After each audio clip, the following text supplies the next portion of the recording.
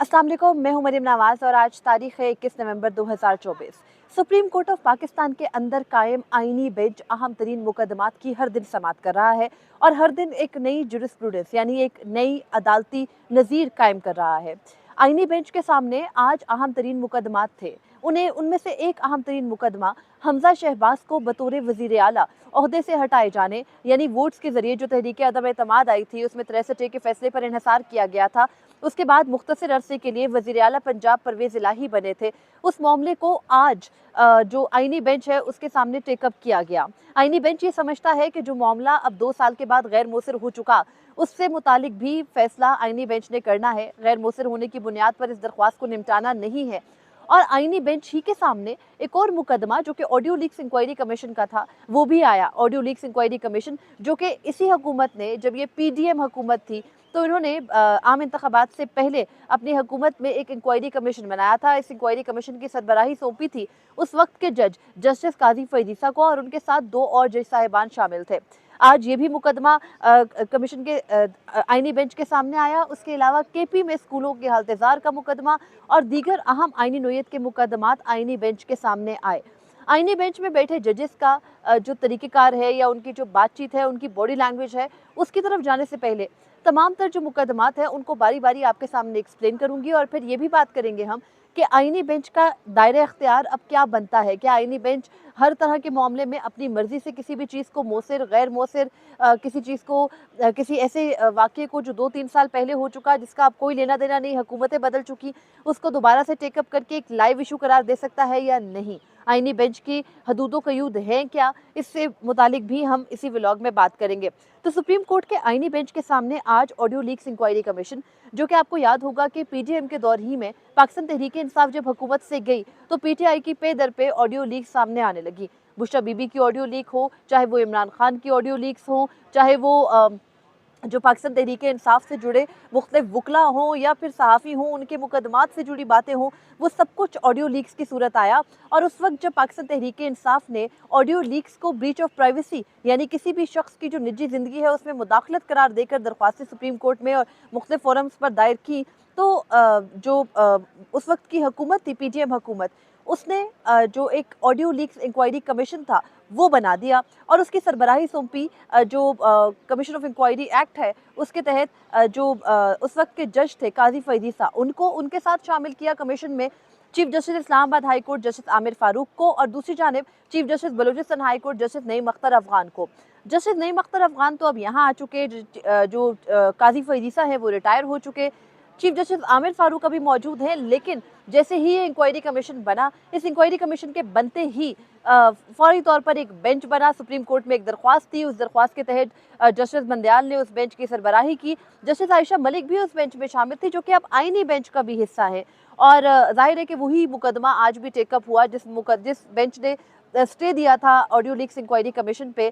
तो जस्टिस आयशा मलिक उस बेंच की भी रुकन थी, स्टे देने वाले की भी, और आज भी उस बेंच में शामिल है जो कि आईनी बेंच है और इस मुकदमे की समाअत करने के लिए अब अहलियत रखता है। तो उस आईनी बेंच के सामने जब आज ये मुकदमा आया तो आईनी बेंच ने ऑडियो लीक्स इंक्वायरी कमीशन पर वफाकी हुकूमत से रिपोर्ट तलब कर ली। यानी जो इंक्वायरी कमीशन है उसको काम करने की इजाज़त देना ना देना, फाल करना, स्टे उठाना, इसको मशरूत किया है वफाकी हुकूमत के जवाब के साथ।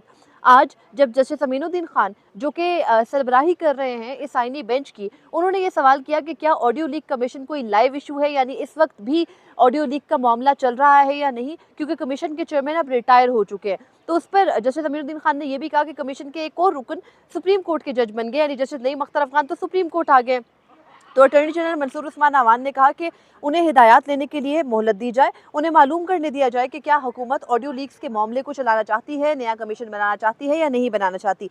उसके अलावा उन्होंने ये भी कहा कि ऑडियो लीक्स का मामले में कानूनी नुक्ता तो मौजूद है।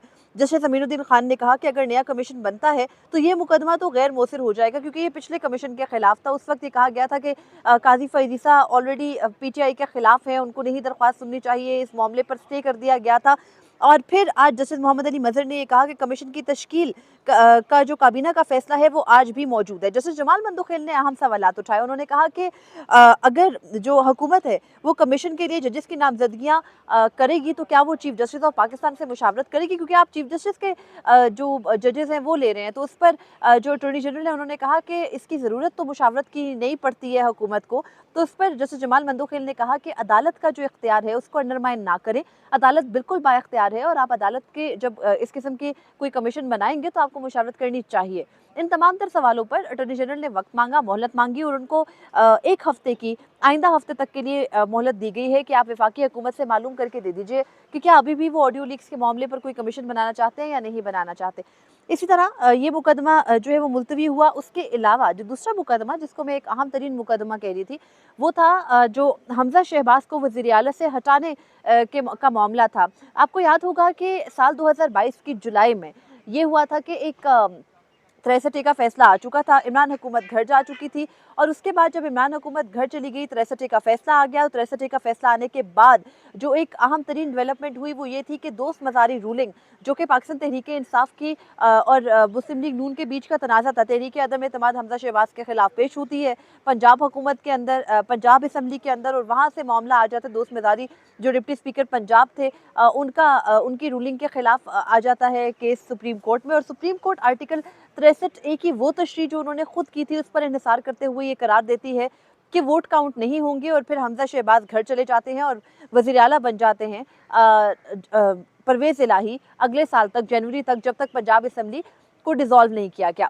तो उस मुकदमे के खिलाफ नजरसानी की दरख्वास्त थी हमजा शहबाज की, जिस पर परवेज़ इलाही को आज नोटिस जारी कर दिया गया है। गो कि अब ये मामला लाइव नहीं है, लेकिन सुप्रीम कोर्ट ने ये नोटिस जारी क्यों किया, मैं आपके सामने वजूहात रखती हूँ।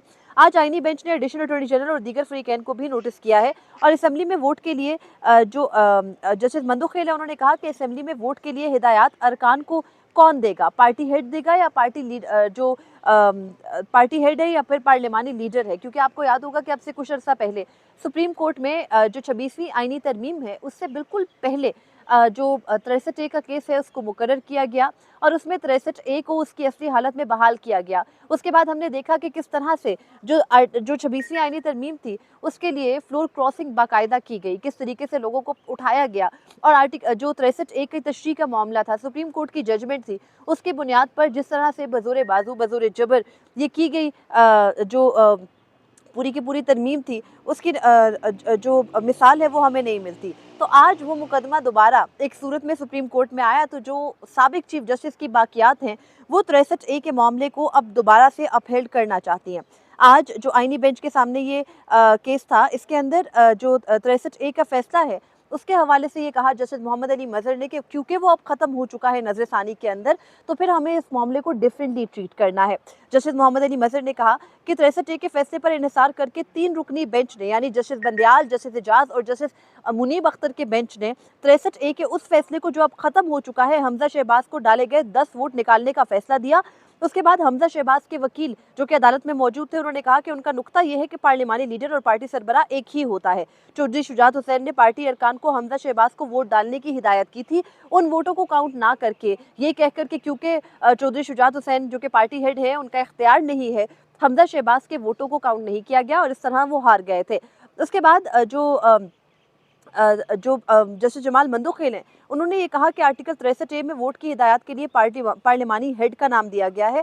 रावलपिंडी बार फैसले में जो हमजा शहबाज के वकील हैं उनका ये मौक़िफ़ था कि सुप्रीम कोर्ट का फुल कोर्ट ये करार दे चुका है रावलपिंडी बार केस के अंदर कि पार्टी हेड के पास इख्तियार है हिदायत जारी करने का, ना कि पार्लिमानी लीडर के पास। उसके बाद सुप्रीम कोर्ट ने आज आईनी बेंच ने ये समझा कि क्योंकि ये एक बहुत अहम इशू है, गो के सबको पता है फैसला क्या आना है, आर्टिकल 63A की तशरीह रिवर्स हो चुकी है और हमने देखा 26वीं आईनी तरमीम से पहले कैसे अचानक से फैसला देके बर्क रफ्तारी से हॉर्स ट्रेडिंग के लिए, फ्लोर क्रॉसिंग के लिए रास्ता खोला गया था। तो अब उसी पर इन्हिसार करके साबिक चीफ जस्टिस की बाकियात ने यही फैसला देना है कि हमजा शहबाज को जो हटाया जाना था वो भी दुरुस्त नहीं था। लेकिन मसला ये है कि ये मामला 2 साल पहले का है, साल 2022 की जुलाई से अब साल 2024 का इख्तिताम आन पहुंचा है। इस मौके पर क्या हो सकता है ये एक अलग इशू है, लेकिन क्योंकि साबिक चीफ जस्टिस काजी फरीसा का मौक़िफ़ ये था कि उन्हें अपने अदालती फैसले दुरुस्त करने हैं, justice Bandial, justice Munib, justice Ejaz के किए गए फैसलों को किसी भी तरीके से ओवरटर्न करना है, तो उसी लेगेसी को लेकर चल रही है उनकी बाकियात और यही होगा अब से कुछ दिनों में। खैर, इस मामले पर भी जो 7 रुकनी आईनी बेंच है, उसने नोटिस जारी करते हुए मुकदमे को मुलतवी किया है। उसके अलावा खैबर पख्तूनख्वा के सरकारी स्कूलों की खराब जो हालत-ए-ज़ार है, उस पर खुद नोटिस केस की समाअत थी और इसमें अदालत को बताया गया कि जो अ टोटल 450 के से ज़्यादा स्कूल्स हैं जो कि अब फंक्शनल कर दिए गए हैं, लेकिन जजेस मुतमईन नहीं थे। उनका कहना था कि जो स्कूल की तस्वीरें लगाई गई हैं उसमें बच्चे नज़र नहीं आ रहे, क्या भैंसें वहाँ पर जो है वो उनको बांधते हैं, इस किस्म की रिमार्क सामने आए और उसके बाद जो केपी के स्कूलों से मुतालिक ये मुकदमा था, इसको ख़त्म नहीं किया बेंच ने, बल्कि जस्टिस मोहम्मद अली मज़हर ने कहा कि जब तक हम मुतमईन नहीं होते, तब तक हम मुकदमात को बंद नहीं करेंगे और ये मुकदमा चलेगा। अदालत ने सेक्रेटरी खजाना KP, secretary works and department, secretary तालीम को ज़ाती हैसियत में तलब करते हुए 2 माह के लिए इस मुकदमे को मुलतवी किया है। फिर उसके बाद मुल्क भर में लापता होने वाले बच्चों के हवाले से मुकदमे की समाअत थी, जिसको आईनी बेंच ने आइंदा समाअत पर तमाम आईजीज़ और तमाम जो सेक्रेटरी दाखिला हैं, होम डिपार्टमेंट्स के सेक्रेटरीज़ हैं, उन सबको बुलाकर ये मुकदमा इसको भी मुलतवी किया है और आइंदा समाअत पर सबको तलब किया है। ये भी कहा गया है कि जैसे जमाल मंदोखेल और आपको पता है सारे जो जजेस हैं उनकी कहीं न कहीं एलिनेशन रहती है हर जो सूबे के साथ, और हर कोई अपने-अपने सूबे की मिसाल देकर ये बता रहा था गो कि ये एक बड़ा मसला है मुल्क में। लेकिन आईनी बेंच ने इस मुकदमे को टेकअप किया। एक मामूल का बेंच भी इसको देख सकता था, मगर बहरहाल ये मुकदमा जो है वो सुना गया। जैसे मुसर्रत हिलाली ने बॉर्डर खुलने का मामला भी उठाया। उन्होंने कहा कि हर तरफ से बॉर्डर खोलेंगे तो फिर ऐसे सब कुछ अच्छा तो नहीं हो सकता, नामुमकिन है, ये तो इस किस्म के जराइम होने हैं। और फिर जवाब तलब करके समाअत को 28 नवंबर तक मुलतवी किया गया। फिर मुराद अली शाह की नाअहली का केस था, जो कि वज़ीर आला सिंध हैं, उसको भी आपको पता है ये महमूद अख्तर नकवी मशहूर ज़माना प्रॉक्सी पटिशनर हैं, वो नहीं पेश हो रहे अपने मुकदमात में और उनकी अदम पेशी की वजह से ये मुकदमा भी अदम पैरवी पर खारिज कर दिया गया। फिर इसके अलावा इख्तियारात से तजावुज़, जो कि चीफ जस्टिस हैं हाई कोर्ट्स के, उनके इख्तियारात से तजावुज़ से मुतालिक मियाँ दाऊद, जो कि मशहूर ज़माना पटिशनर अब बन गए हैं, उनकी भी दरख्वास्त थी और उस पर भी नोटिस जारी किए गए हैं। ये साबिक जो chief justice Lahore high court थे, उनके अपने इख्तियारात से तजावुज़ और आखिरी दिनों में अपने स्टाफ को और अपने लोगों को जो है वो बेल आउट करने के मामले पर ये दरख्वास्त यहाँ पर आई थी और इस पर भी अदालत ने समझा कि ये बड़ा अहम नुक्ता है। गो कि बहुत से जजेस का कंसर्न है कि बतौर चीफ जस्टिस वो अपने इख्तियारात को बड़े महदूद तरीके से इस्तेमाल करते रहे। वो तो अपने टाइम में, जैसे जस्टिस नईम अख्तर अफगान कह रहे थे, वो अपने टाइम में बहुत अच्छे, जैसे जमाल मंदोखेल अपने आप को अच्छा कोट कर रहे थे। सब जजेस की आदत है, सब कह रहे थे कि हम सभी जो है वो चीफ जस्टिस रहे हैं, लेकिन वो एक जज जो कि चीफ जस्टिस नहीं रहे, यानी जस्टिस मोहम्मद अली मज़हर, उन्हें लगा कि ये बड़ा अहम मामला है और फिर इस पर भी नोटिस जारी करके मुकदमे की समाअत को मुलतवी किया गया। तो यूँ आज आईनी बेंच ने कुछ अहम मुकदमात की समाअत की। अब ये देखना है कि ये आईनी बेंच आइंदा हफ्ते जब इन्हीं मुकदमात को टेकअप करेगा, तो सबको पता है वैसे तो फैसले क्या आ रहे हैं, लेकिन आईनी बेंच के सामने अब लाइन से जो फैसले आ रहे हैं, साल 2022 के मुकदमात तक आईनी बेंच पहुंच गया है।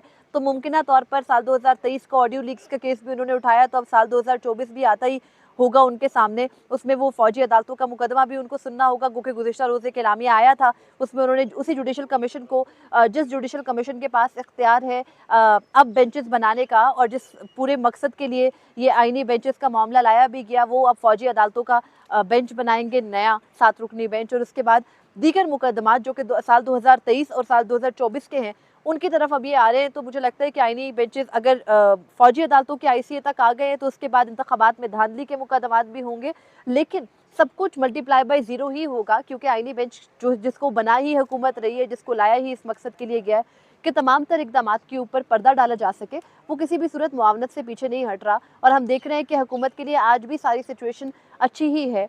जो साबिक चीफ जस्टिस है, उनके जाने के बाद हुकूमत कुछ यतीमी का शिकार चंद दिन ज़रूर हुई, लेकिन 26वीं आईनी तरमीम के बाद, आईनी बेंच बनने के बाद वो यतीमी अब दूर हो गई है। अब देखना है आइंदा आने वाले दिनों में मज़ीद जो केसेस लगेंगे, उनको भी इसी तरह रद्दी की टोकरी में डाला जाएगा, या फिर कोई खातिर ख्वाह भी इक़दामात सामने आएंगे आईनी बेंच की जानिब से। मुझे फ़िलहाल इजाज़त दीजिए। अल्लाह हाफ़िज़।